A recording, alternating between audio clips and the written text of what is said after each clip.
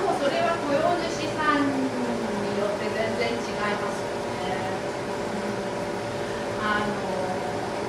なんか一人にやるとみんなやりたいって言ってる人にやらなきゃいけなくなっちゃって平等みたいな感じで大きなところほどやってもらえなかったりとかっていうのはまあちょっとあるかな。個人経営のようなところ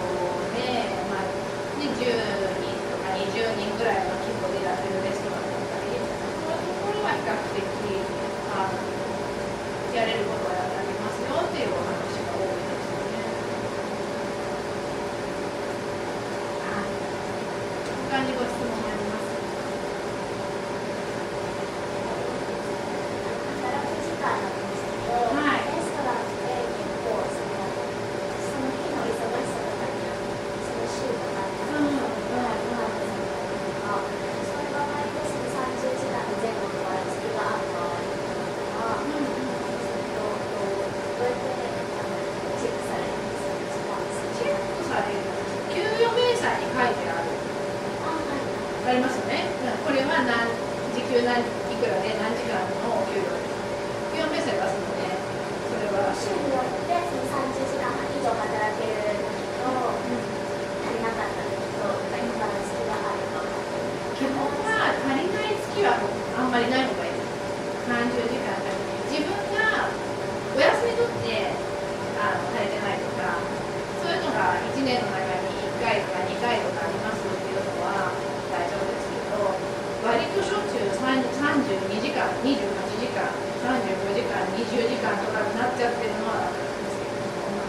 だからもう基本はもっとたくさんね、週35から40時間ぐらいに入っているような状態で、まあ、たまに30時間ぐらいになっちゃう週もあるよっていう感じだったら大丈夫。はい。この条件を満たしている雇用主さんを皆さん何で探されてるんですか？どうやって探すか？そうだよね。これね。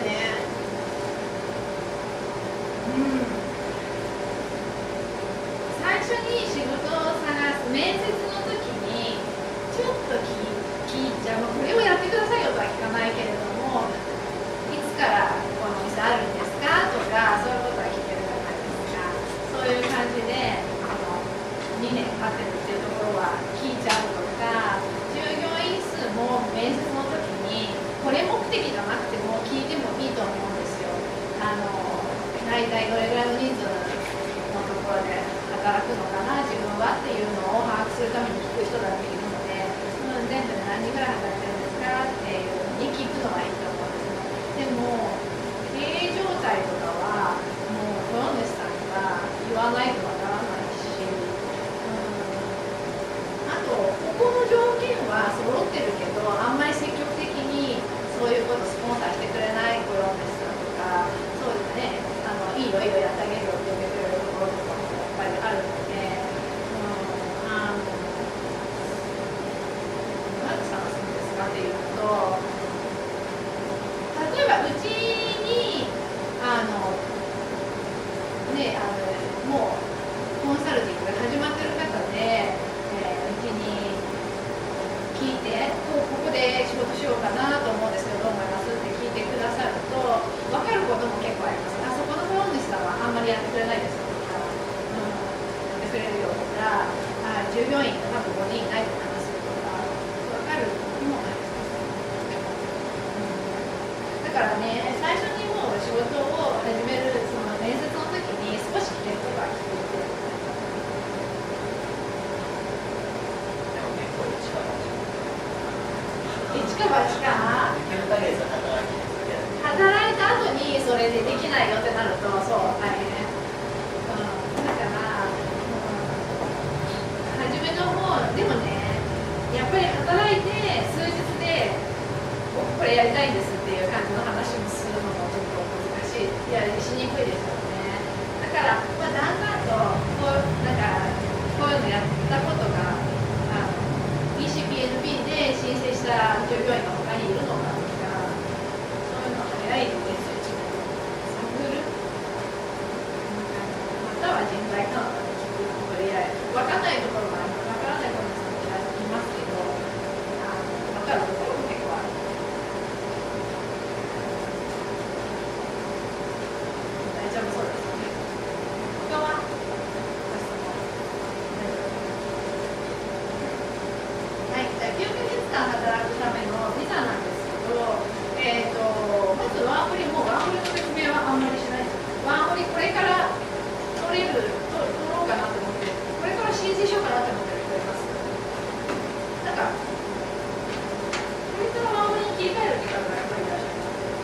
申請して取れてる。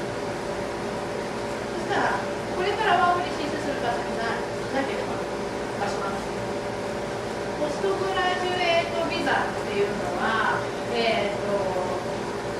カナダ政府指定の学校を卒業した後に、出る働けるビザなんですが、指定の学校っていうのが今は公立の学校のみですね。で、学校で学んだ期間、学校のコースの期間と同じ期間の働けるビザが出ますよ。だからカナダで学校を卒業した公立の学校を卒業した方はカナダで就労の経験をして帰っていいよっていうような意味合いのビザですね。なので学校を卒業した場合に出ます。で2年またはそれ以上のプログラムを修了した方には3年出ます。なので、ワーキングホリデーも使ってしまいました。でも働きたいけれども、雇用主さん、スポンサーしてくれる雇用主さんがいないという時は、学校に行って雇用主さんっていうことも考えられると思います。学校の条件ですね。それから普通に雇用主さんにスポンサーしてもらって、取る就労ビザですね。これは例えばワーホリが9ヶ月働くという条件に足りないとか、モデルとするが足りないとかで、あともうちょっとあと2ヶ月ないと9ヶ月になりませんよとかという場合には、この雇用主さんにスポンサーしてもらうということが、できます。可能性はあります。で、これは、移民局に就労ビザの申請をする前に雇用主さんが、州の労働省から、外国人に雇ってもいいですよという許可証をもらって、それに申請をするという流れで、雇用主さんに、ビザを手伝ってもらう、就労ビザを手伝ってもらうというふうになります。で、ただこの、外国人雇ってもいいよという許可証を取るところが結構難しいんですね。改定も結構しょっちゅうありまして、7月31日にまた一番最近の改定があって、ちゃんとカナダ人を雇う努力を雇用主さんが十分にして、で本当にカナダ人が雇えないっていうケースじゃないと外国人にねこう雇う許可は出せないですよというふうになってしまっていますし、この、LMO の申請自体に275ドルの申請料があるようになりましたので、金銭的な負担も雇用主さんにあるので、ちょっと厳しいっていうのが現状です。可能性がもうゼロで全然無理ですっていうことではないんですけど、できる限り今持ってるワーキングホリデービザとかポストグラジュエートビザの間に9ヶ月働くっていうふうにした方がいいんですよね。はい。LMO はその1社に1つ必要なんですか、それとも外国人を1人ずつ雇うたびに1人雇うたびに必要です。で特にバンクーバー近郊では ELSS 該当職種は LMO が発給になる可能性があまり高くないって書いてあるんですけど、なんでかっていうとバンクーバー近郊で例えばサーバーとかキッチンヘルパーとかそういうお仕事ができるカナダ人がいないかっていうと割といたりするから、じゃあなんでそういうカナダ人を雇わずに外国人を雇うのですかっていうことになって、結構 LMO が、申請しても発給されなかったりということはあるんですね。でも本当にカナダ人で働ける人が探せなかったような場合にはもちろん出ますけど、なのであまり高くないというなんかちょっと抽象的な言い方は私あんまり好きじゃないんだけれども、こうとしか言えない感じですね。じゃあ可能性は確率はどれぐらいなんですかってよく言われるんですけど、去年ぐらいまでは五分五分な感じだったんですよ。この ELSS の職種で LMO が取れる五分五分ぐらいで、それより前リーマンショックの直後ぐらいはもうほぼ出ないですよっていう感じだったんですよ。で今年はもうちょっと出るようになったんです。五分五分よりもうちょっと出るようになったんです。なので特に日本食とか日本人だから、その日本から持ってくる知識とかがある方、そういう知識が使えるようなポジションだとちょっと出るようになってきたので、なのでどうしてもワーキングホリデービザとかポスグラとか持ってるビザが足りない場合はちょっとこれを経由して、この LM を取って就労ビザっていうのを経由してから ELSS っていうふうになるかなというふうに思います。なのでワーホリやポスグラで9ヶ月間働くっていうのがおすすめですね。ビザの方で働くビザ、就労ビザの方でご質問とかありますか？大丈夫ですか？皆さん結構ね、ワーホリの残りとかが長い方が今日は多いので来ていただいております。すみません。はい。1ヶ月働いた後に申請するじゃないですか。結果待つのってどのぐらいの期間？結果待つのは BC 州のその推薦状がもらえるかどうかっていうところの、審査が大体今申請してから2、3ヶ月で、推薦状がもらえたらさっきの何枚か前のスライドに戻ると、推薦状がもらえたら就労ビザは LMO がなくても割と簡単に申請できるんですよって言いましたよね。だからそれができます。ワーホリ持ってたらギリギリ。ワーホリ持ってたら、でもねちょっとね裏技があって、働きながら待てるようにちゃんとつなげられるようにできる裏技があるんですけど、でもワーホリの1年間っていう期間を考えると最初の2ヶ月ぐらいでもう雇用先を決めて働き始めて、残り1ヶ月ぐらいはまだあるよっていう時に申請ができる方がいいと。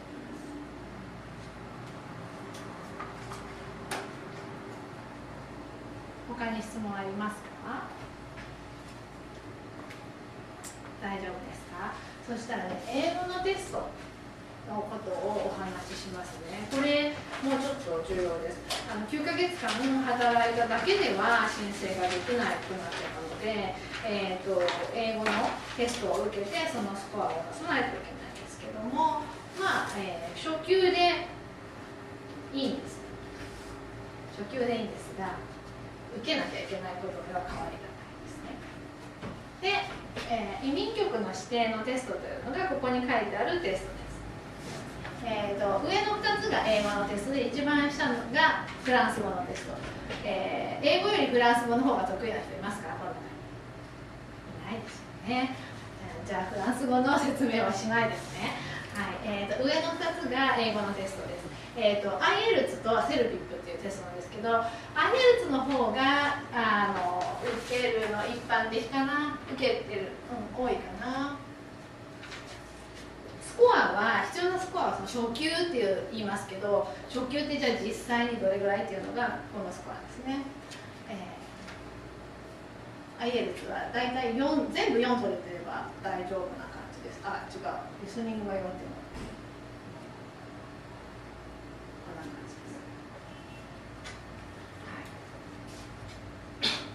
で、そうだから9点満点で4とか 4.5 とかいう、半分よりちょっとできなくても大丈夫ぐらいの感じですね。は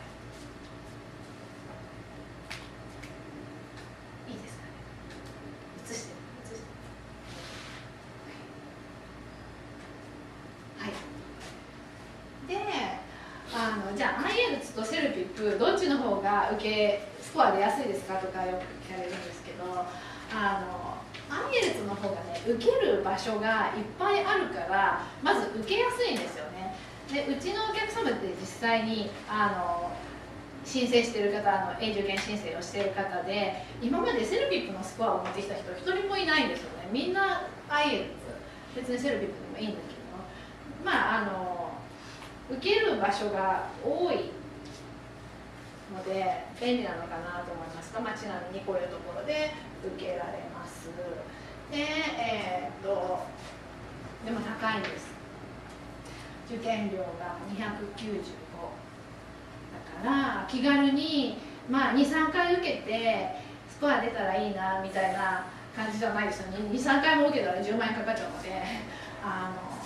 ちょっと勉強して一発でスコアがいくようにしないともったいないかなっていうような値段ですよね。で、大体、大体受けようと思ってからそのすぐ次の週とかの日程は埋まってたりすることが多いので、大体1ヶ月後ぐらいの日程だと空いてたりします。で、でも月に2、3回日程があるので、いろいろな中から自分のタイミングを選べるし、あと、受験の後に2週間で結果が出ますので、割と結果は見れるの早いと思います。で、紙に書くタイプのテストですね。で、コンピューターとかでやるんじゃなくて紙に。ちょっと注意しなきゃいけないのが、リスニングがブリティッシュアクセントのなんかテープなんかあるんですけど、ブリティッシュアクセントなので、普段この辺で聞いてるようなアクセントじゃないので、事前に CD がついてるテキストとかがあって、それで勉強した、ちょっと耳鳴らせてから受けた方がいいかな。で、あとリーディングは選択問題ばっかりじゃないんですね。TOEICとかは選択 A から B の中から1個選ぶことだったら、なんかどれだか分かんなくてもいいや、1個つけとけばとかできるんですけど、穴埋め問題とかがあって、その穴に単語を入れたりして、その単語のスペルを間違ってたらバツになっちゃうとかがあるので、ちょっとそういうところが勉強した方がいいかもしれないですね。で、ライティングは基本情報ですので、スピーキングは面接です。これ私はIELTSの好きなところです。スピーキングが面接だから人と話すので、コンピューターと話すので、セルフィックはコンピューターと話すっていう感じです。セルフィックは会場があんまりないですよね。でも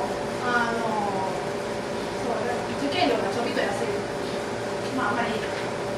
構は違わないけど、ちょびっと安いのと、コンピューターがあれだから得意、こう紙に文字を書くよりバタバタって打つ方が早いような人はこっちの方がいいかもしれないですよね。あと、リスニングがこの辺で聞いてる英語、カナダのテストの一緒だから、この辺で聞いてる英語のアクセントなので、そこが圧倒的になりやすいですね。だけど私が嫌いなのは、私はって言うけれども、それが好きな人もいると思うんですけど、スピーキングがコンピューターに話すので、マイクがついてて、問題が出て、はい、喋ってください、せーのって言われて話すので、まあ、それでできる人はいいんですけど、私は面接の方が、ちょっと待ってね、今考えてるからとか言いながら考えたりできるので、ちょっといいかな。まあ、でもリスニングがね、ブリティッシュアクセントが非常に聞きにくいという方はこっちの方がいいかもしれない。そんな感じです。英語のテストのことでご質問とかありますか？はい。書類を申請するときに、はい、スコアが何年以内になるのか。スコアは2年間有効です。はい。だからもう思いついたときに、思いついたっていうか勉強できていけそうっていうときに早めに受けていただいて大丈夫です。他によろしく。はい。勉強するようテキストは売ってます。で、それもね、IELTS の方がテキストが多いんですよ。IELTS は大体どこの本屋さんでも売ってるし、図書館とかでもあるので、割と気軽に買えるんだけど、